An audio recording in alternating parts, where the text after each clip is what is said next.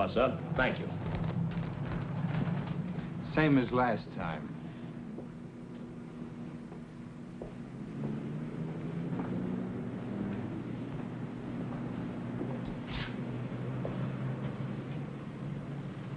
That beer is cold. It better be. What's the matter? Don't I rate a sack, brother-in-law?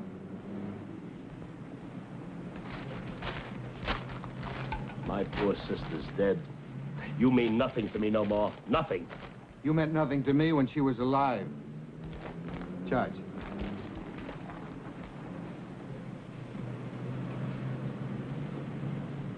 Good morning. Good morning. Do you carry hair tint? What color? Blonde. One moment.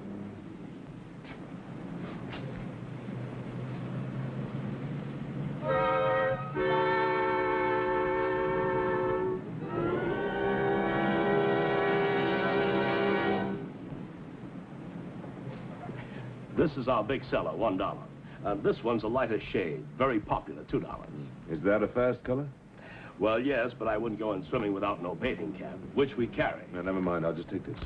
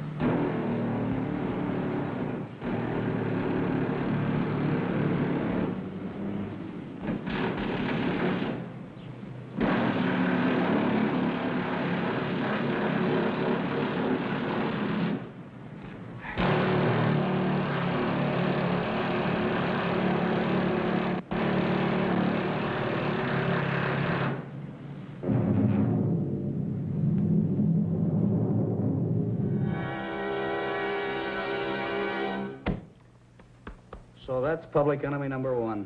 That's him, all right. We've got to put these up all over the county. Just routine FBI. It's a shame a bum like that can kill 5 people and get away with it. 6. The FBI man he wounded in Amarillo died yesterday. Well, come on, let's get started.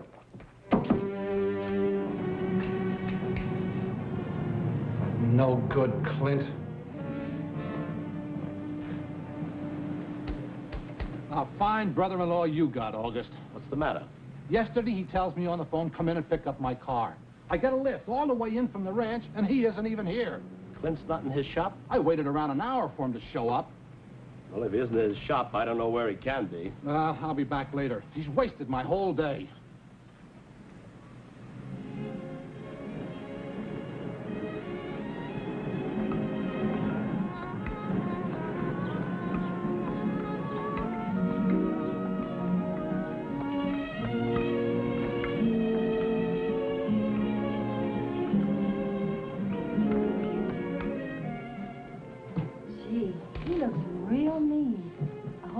Show up around here.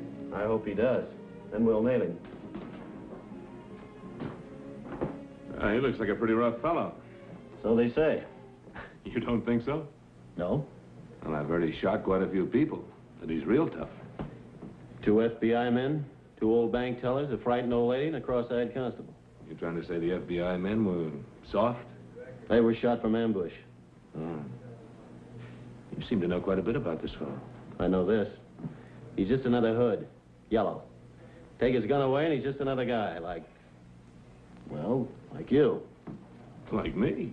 A terrible man like that? Oh, you must be kidding. Excuse me. And who is that character? Name's Herbert Hammond. Dabbles in art.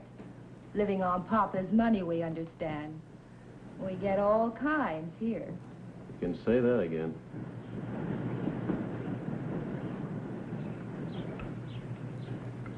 Hi, beautiful. Good morning. How about a swim? No, thank you. Mr. Hammond. Yes? That lady over there like to see you. Why didn't you say you had a date? Goodbye. I think I spent $5 on her for dinner. Ah, what she sees in that creep is beyond me, fella. Say, how about a little sport? Yeah? Such as? Do you think the creep can swim? Thanks a lot. Thank you. Morning, Hammond. Good morning. Been in the water? Well, no, not yet. I say it's fine. Yeah. We think you ought to go in the water. To tell you the truth, I didn't plan to go in at all. You see, I'm subject to colds. Oh, he's subject to colds, Tony. What a shame.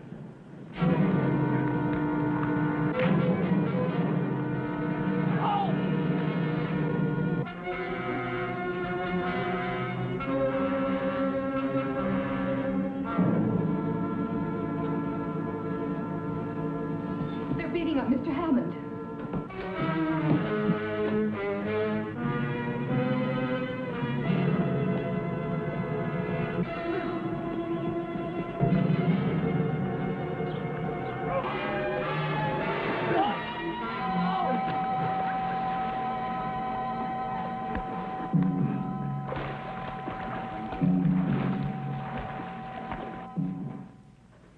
Here, buy yourself a gold cigar and get lost. Thank you, Mr. Hammond. Now, tell me something about yourself. It's not for tell. You see, he's modest on top of it. What a guy. It was thrilling to watch. Let me say it again. You did me a big favor, really. I think you did rather well yourself. Well, thanks. But I still detest brutality. Tell me, Morgan, how long have you been in the sheriff business? Oh, I guess just about all my working years. Did you ever think about giving it up? A friend of mine owns an island in the Gulf of California. It's small. There's nothing but goats on it now. But there's a natural deep water harbor there, and it's not far from Acapulco. You follow me? Maybe I'm a couple of steps behind. Well, I'll close the gap. I'll build a plush hotel down there. We'll have liquor, gambling, anything money can buy. And get this, there's no taxes on the profit. Mexico forgot to claim that island, so we'll set up our own government. What am I, Congress? You're getting warm. You'll be Admiral of the Gunboat Navy and General of the Tin Star Army. You'll keep the riffraff out, and you'll let the mink coats in.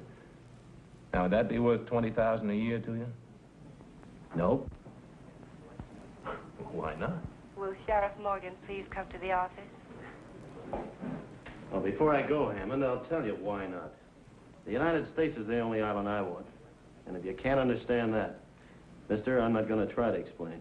I figured a guy like you would be tough to pay off, so I folded this up nice and tight for you. I put it in your pocket. Nobody's looking. You're too generous with Papa's money.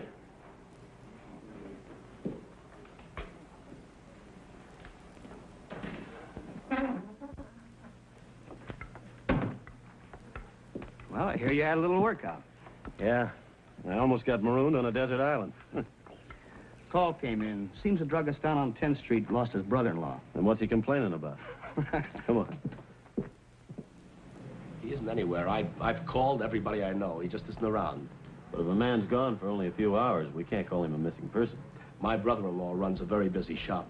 He works 6-7 days a week, all by himself. He never takes time off in the middle of the day. Have you tried to contact his home? He lives in the back of the store with me. He's not there. And you say the other fellow, the one whose car was promised, came back. That's right. Well, we'll take a look.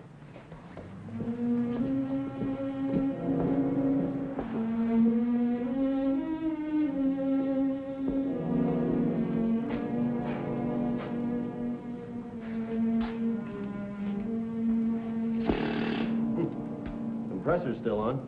Must have left in a hurry. You don't think that short beer could have turned into a long one, do you? Oh, Clint's too stingy to drink in a bar. In the 20 years he was married to my sister, he didn't buy her 3 new dresses, didn't go on 1 vacation, didn't even take her to a picture show. He just worked, ate, and slept, and she waited on him hand and foot up till the day she died. Well, you don't mean to say he hasn't showed up yet? I decided the best thing was to call the sheriff. What'd you do that for? Excuse me, Sheriff. Oh, You've heard of the Riggs Turkey Ranch? Well, that's me. I'm Emery Riggs. I'd like to chit-chat with you boys, but I've got to get the car back to the ranch. We understand. Good. Clint must have the keys. There you are. Oh, thanks.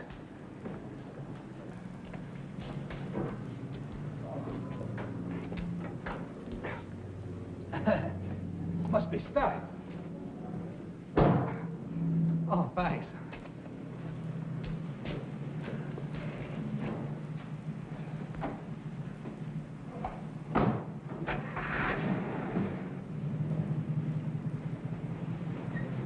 Clint'll be back, August. Don't be such a worrier.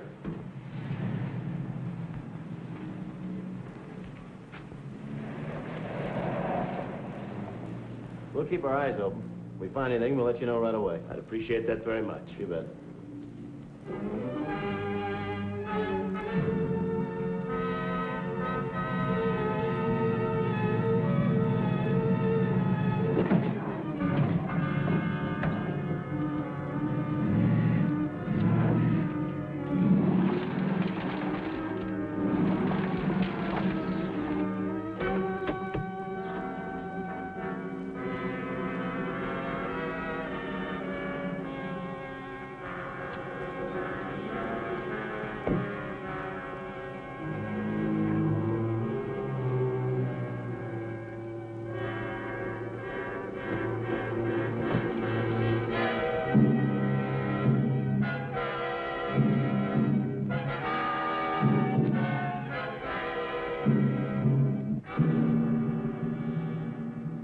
Just put out on all points on that auto mechanic of ours. Harry, if a guy hates his brother-in-law, why would he call in the sheriff to locate him before anyone else has even noticed he's missing? Well, that's easy. When a man's waving a flag, you don't look at his face. You look at the flag. Yeah, maybe.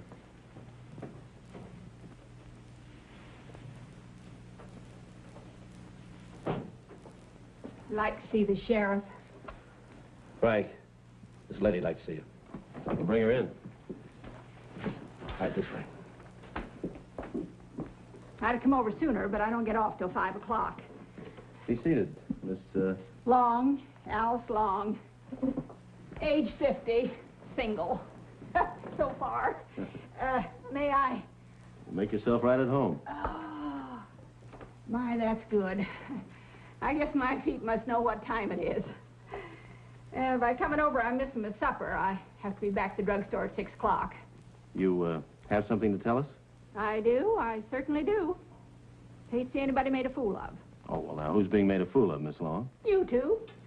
That boss of mine, making you two chase all over the county looking for his brother-in-law when he knows good and well what's happened to him. What did happen to him? Well, he just moved out, that's all, like he told August he would. And I don't blame him. Why not? So you ought to have heard the way August kept nagging at Clint. You mean they argued right in the store?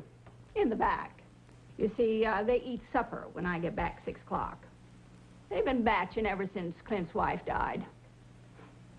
Oh, what a mess that kitchen must be in. I can hear every word over the petition, you see. Well, suppose you tell us, Miss Long. Not every word, just every other word. Well, it was always just one subject. Every night when they sat down, August accused Clint of driving the sister to an early grave. What does Clint have to say? Oh, pass the potatoes, quit hogging the mustard, never seemed to mind at all, except last night. Well, what happened last night? Well, you could hear every word they said, just if they was right in the store. They was both shouting. What'd they say? August was on his favorite subject, the sister. And then I heard him say very clear, if I'd been half a man, I'd have killed you a long time ago for her sake. You don't deserve to live. You're nothing. Go on, Miss Long.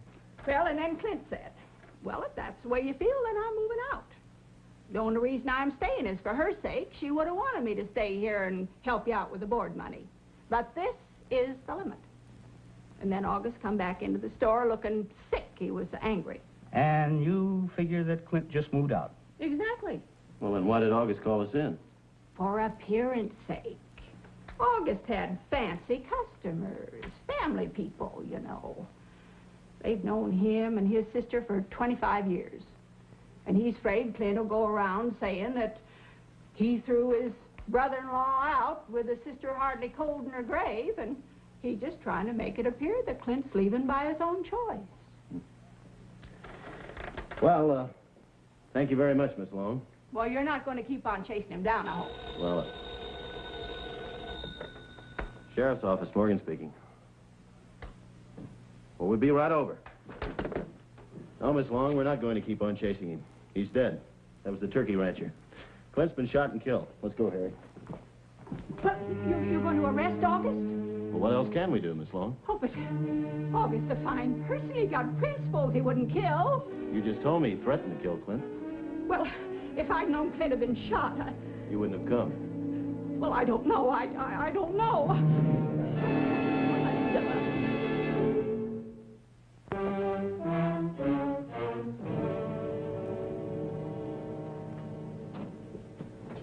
I had no right. I had no right. No right to what? To interfere in their lives. Don't you see, it's like a judgment. For years, I told her she'd made a terrible mistake in marrying him. She'd thrown her life away. And when she died so young, 40 years young, don't you think? It was as if the Lord had agreed with me. The sin of pride is a terrible thing. I was wrong. Just a few months, Clint has joined her in death. Somebody helped him along. What difference does that make? Don't you want to find and punish the killer? You don't understand. A higher power did not wish those two to be kept apart. How Clint died is unimportant. A few hours ago, you were awful anxious for us to find him. That was for my sister's sake. Now she can take care of him herself. I'm going to play it open with you, August. Last night, someone overheard you threaten to kill Clint. Today, you call us to try to locate him. And we find out he's murdered, you want us to drop the case. Does that make any sense to you? It most certainly does. You have your duty to perform, Sheriff. I won't stand in your way. I don't want to. But I will not oppose what has been decreed. No power on this earth can make me do that. Then you don't want to make a statement. What is that, a state? All right, Harry, booking. Suspicion of murder. All right, August, come to your pockets.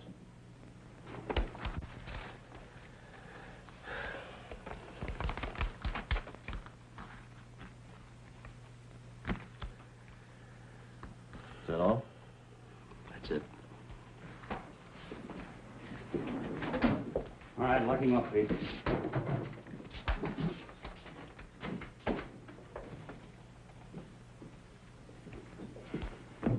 You know the old lady's right. He's not the murdering type. Nope. Well.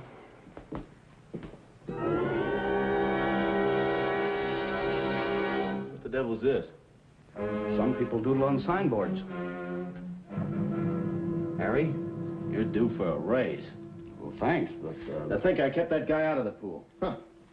What are you talking about? How would you like to pick up Dylan?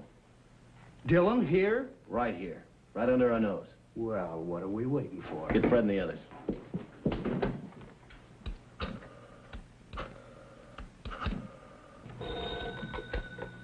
Hello? Yes? Now listen to me carefully, it's important. Get all the people away from the pool and back in their cabins, and keep them there. There'll probably be some gunplay. Yeah, Hammond.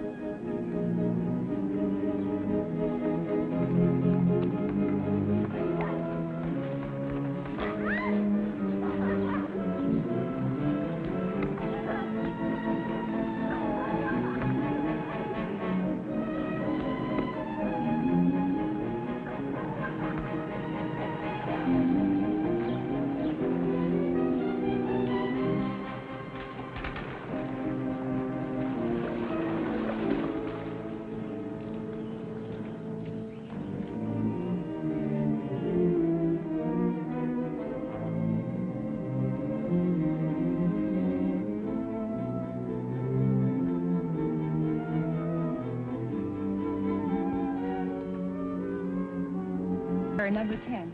You go back in the office and wait there. Pete? Earl?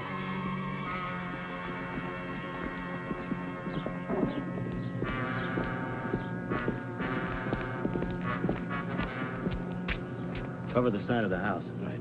You cover me. Gotcha.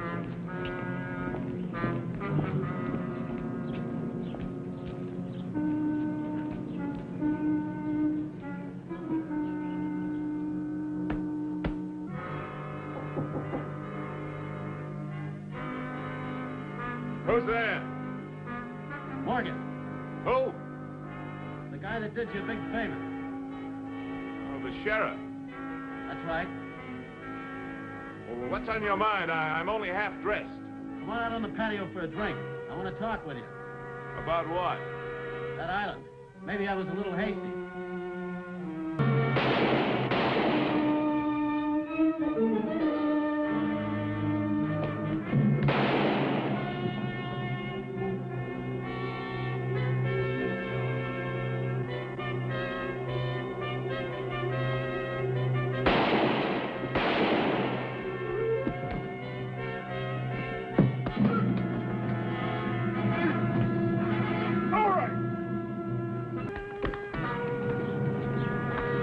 Wait a minute. Here. That's for my room. Save it, I'll be back. Don't count on it.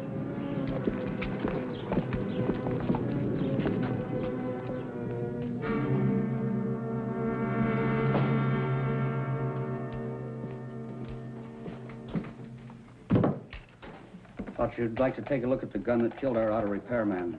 Ballistics just checked it out against those slugs. Where'd you find it? In August's room? No, Dillon's. Dillon's. Huh. Man kills many times, Harry. Goes to the gas chamber once. You know, I hate to give that character back to the FBI. We take awfully good care of him here. Bring August out here. I think I tried to pin it on that poor devil.